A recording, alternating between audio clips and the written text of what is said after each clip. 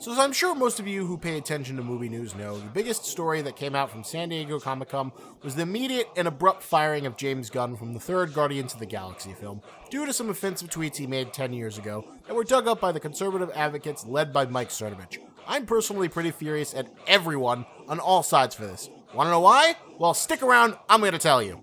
You gotta love to be gone back yet. Love just a I don't you grab it. So I'm kind of angry at everyone. So let's go into why I'm angry with Disney first. The main reason I'm furious with them is the fact that they basically fired James Gunn for the exact reason they hired him. Out of all the Marvel movies, Guardians of the Galaxy was the biggest risk. These were characters that not even hardcore comic fans really cared about, and they are kind of out there. With the talking tree and the sarcastic beta raccoon, they represent the epitome of unapologetic comic book goofiness. So to sell this to the masses, they're going to need someone with an off-kilter, edgy sense of humor, and if you look at all of James Gunn's previous work, it's obvious that he was the guy who would fit that bill. He was a bold choice who hadn't made anything on the level of a summer tentpole movie. He'd gotten to start writing and directing for Troma under Lloyd Kaufman and creating Tromeo and Juliet. He then wrote screenplays for both the Dawn of the Dead remake and the live-action Scooby-Doo film, which opened more conventional opportunities for him. But the work he produced was never successful with the mainstream. Works like the incredibly underappreciated horror comedy Slither and the Rainn Wilson superhero movie Super. All these featured his off-kilter sense of humor, not to mention comedy bits he produced for Spike, like the PG porn, and the writing he did for Lollipop Chainsaw. This was a guy who made edgy, boundary-pushing horror comedy, and made no apologies for it.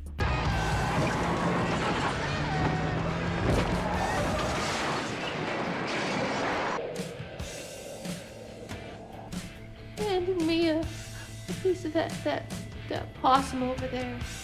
Just a little piece. Shut up, crime. Don't steal. Don't deal drugs. Don't molest kids. Now we get to the part where I kick his ass. She's brutal. She's merciless.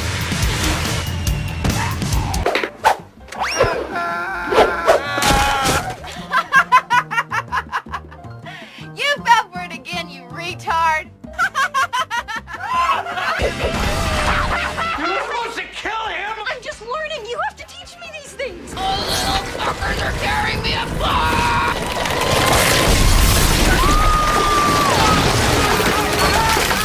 Disney knew exactly who they were hiring. I'd even go as far as to say that all of his edgy stuff was what made him a good fit for tackling Guardians. That and the fact that he wouldn't have to pay him as much as a name brand director. It was a perfect fit between material and talent, and it worked like gangbusters. Gunn managed to turn all of the Guardians into household names, apply all of his offbeat sensibilities of humor into something that was still palatable for the Marvel Disney brand, and still make his sense of humor work. In case you need a reminder, here are a few of the very un-Disney-like jokes he managed to sneak in and get approval for.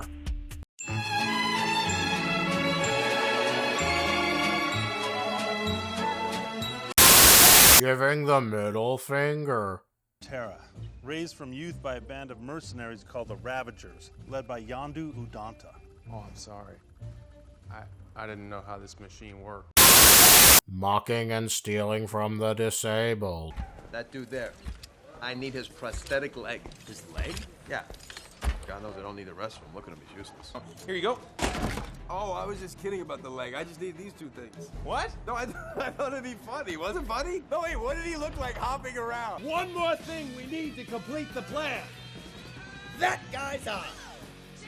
No, we don't. No, we don't need that guy's eye. Star-Lord brags about his cum-drenched spaceship. Oh, she has no idea. If I had a black light, the place would look like a Jackson Pollock painting. You got issues, Quill. Animal abuse.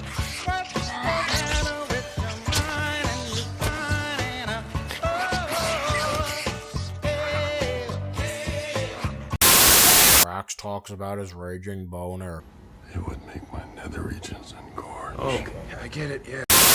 Existence of male genitalia. Did you make a penis? Drax, I got a penis. But it didn't manage to piss off Big Daddy Kevin Feige or Big Papa Alan Horn, so everything was fine and dandy, and like any good performer, James Gunn proceeded to clean up his act on social media and did absolutely nothing wrong during his tenure of working for the Mouse House. But instead of backing the artist who made them nearly $2 billion, built the cosmic element of the Marvel Universe, and served as the backbone for the mega blockbuster Infinity War, just the faintest hint of controversy was enough to give James Gunn the axe, literally, during Comic-Con weekend. Now, some of you may think that his tweets were indefensible, that Disney was completely right in their decision. Well, to that end, I bring up the case of Robert Lopez, the talented songwriter who is the youngest person to ever win an Emmy, Grammy, Oscar, and a Tony Award. In addition to writing songs for hits like Frozen and Coco, Robert also wrote a great deal of the music scene in Avenue Q and the Book of Mormon, including this little ditty from the song Hasatiga Ebowai. Well, take this fucking asshole Matumbo here. He got caught last week trying to rape a baby. What? Why? Some people in his tribe believe that having sex with a virgin will cure their AIDS. There aren't many virgins left, so some of them are turning to babies. But that's horrible. I know. Oh my god, is that a pedophilia and rape joke all rolled in one? How many thousands of people have enjoyed this on Broadway? And this man is still employed by Disney writing songs for Frozen 2 as we speak? Sound the alarms! Summon the mob! Ready the tweets! Light the outrage beacons! Blow the horn of Gondor!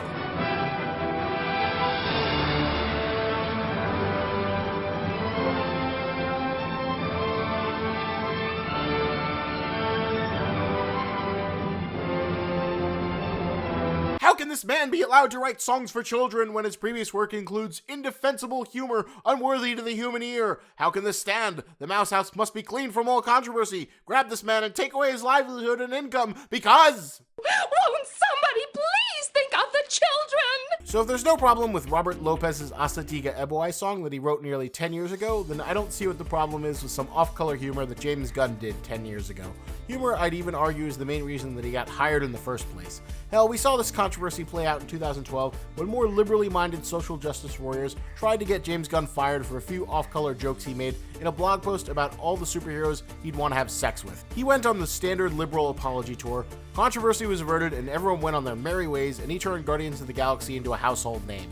Not sure why we couldn't have a repeat performance, especially given the fact that in the meantime he's been very careful not to push boundaries too far on his social media. But hey, good behavior in the present doesn't matter. All that matters is that your past feelings and attitudes must align with whatever the present values may be. But as angry as I am at the Mouse House for firing someone who literally did nothing wrong, I cannot even begin to articulate the incredible vast rage I have for the people on the right who instigated this little campaign in the first place. That's the thing, unlike the 2012 superhero sex blog controversy, it wasn't the left that instigated this. No, it was the right who didn't like the fact that James Gunn criticized Donald Trump, so they scrummed through his Twitter, compiled a hit list of all of his edgiest, spiciest jokes, and put them together to unleash Armageddon. As annoyed as I can be by the identity politics of the left, nothing makes me more angry than this. Because what you are a bunch of goddamn hypocrites, and the worst kind of hypocrites too. How many times have I seen you all whine and bitch about freedom of speech? Here, I'll give you a few examples since I have a memory that stretches out for longer than a month.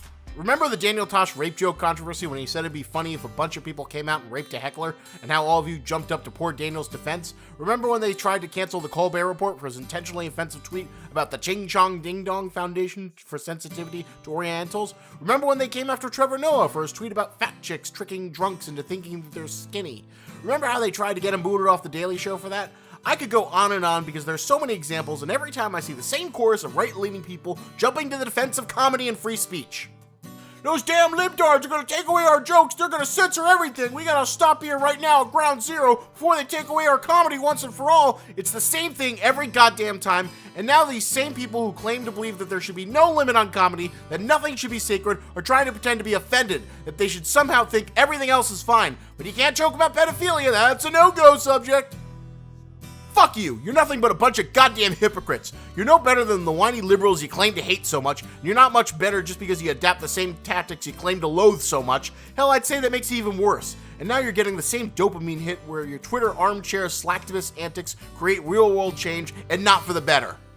All you've done is open Pandora's box. Dan Harmon was the second target who you tried to kill with an old Dexter parody skit, but thankfully Adult Swim and Turner are much more tech-savvy than Disney, so the usual apology tour was enough. But I'm not exactly sure what there is to be proud of. you come across as looking even worse than the libtards you claim to despise, and you've managed to make the Guardians of the Galaxy worse for everyone else. We've seen what Guardians looks like without James Gunn's touch, and in case you need a reminder, here are a few clips of Guardians Light from the mediocre Telltale game, as well as the Disney XD cartoon series. Okay, somebody say something. This is very, very uncomfortable. I am Groot. My sweet, precious little baby! There's an infant on our ship? That can't be good. More than I could chew? Ha! Yeah, you put something in this mouth, and I'm gonna chew it. I'm gonna chew it so hard that you... Peter, stop. Trying to navigate. Yeesh, take a recording, Gamora. It lasts longer. Good idea. Fortunately, I put tracers on everything. Everything?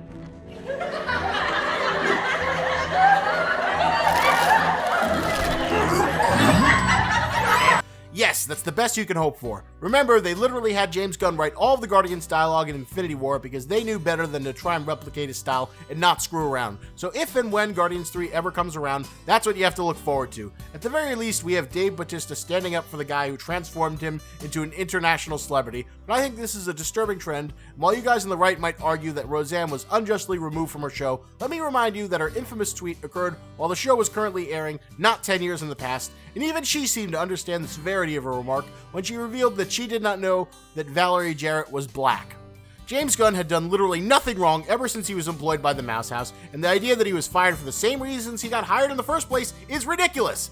I hate the precedent it started, and if you support it or try and use these tactics just because some celebrity doesn't like King Cheeto, then don't think you're better than the SJWs who claim to hate just because you're taking a cue from their playbook to defend your God Emperor. The fact that we live in a culture where anyone can be retroactively vilified for wrongthink is terrifying, especially in the world of comedy. Weren't you guys the ones who were supposed to understand the core rule of offensive comedy? That as long as it's not being used to hurt anyone directly, anything goes? That's the reason why so many young people are getting red-pilled. Not because of God-fearing evangelicals, Jesus, or the NRA, but because the right allows offensive, boundary-pushing comedy and spicy memes, with all the major left-leaning publications like BuzzFeed, Huffington Post, Mick, Vice, and Vox all churning out a never-ending series of hit pieces on why whatever the flavor of the minute is problematic. It makes sense that's why boundary-pushing edgelord teenagers would start waving the red flag. But if you're gonna betray that principle just so you can get in your lick against James Gunn, then you're a bunch of hypocrites!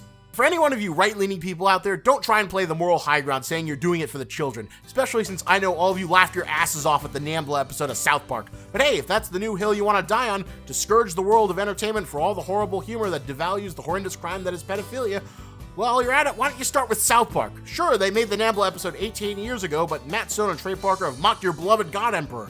So start your outrage beacons, summon the Gorns of Gondor! Let's see if you can use the internet outrage machine to punish the two men who've managed to escape the wrath from everyone else for over 2 decades. See if you can do what Tom Cruise couldn't. See how that goes!